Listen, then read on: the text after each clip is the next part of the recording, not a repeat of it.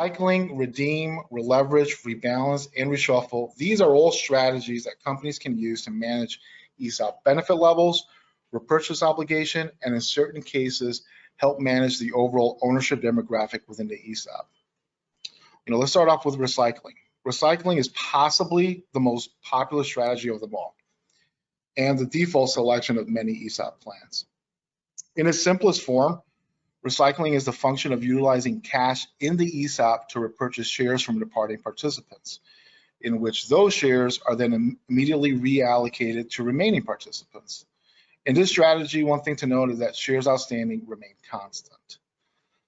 Moving on to redeeming, when shares are redeemed, shares from departing participants are distributed from the ESOP and then repurchased by the company. In this case, shares outstanding decline through the course of time.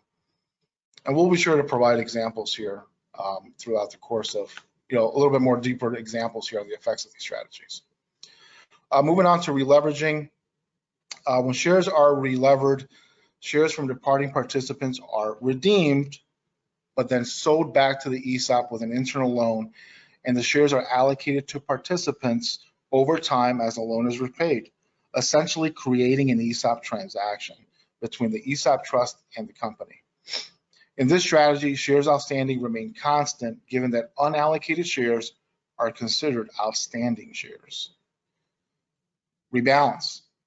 When a plan rebalances, shares are reallocated within participants, so that all participants have the same percentage composition of trust assets, generally meaning cash and stock. And again, we'll provide an illustrated example of this one later. But quick note on this, in many cases, this strategy is utilized to manage ownership demographic within the ESOP. Moving on to reshuffle, or known as account segregation and account conversion, is when effectively the stock portion of inactive participants are converted to cash and invested in other prudent investments until distribution. In many cases, this strategy, also is utilized to manage the ownership demographic within the ESOP. An important note on this one, though, companies should definitely conduct a thorough due diligence when considering this strategy, as it could potentially have, could violate plan document provisions and Internal Revenue Code regulations if not done properly.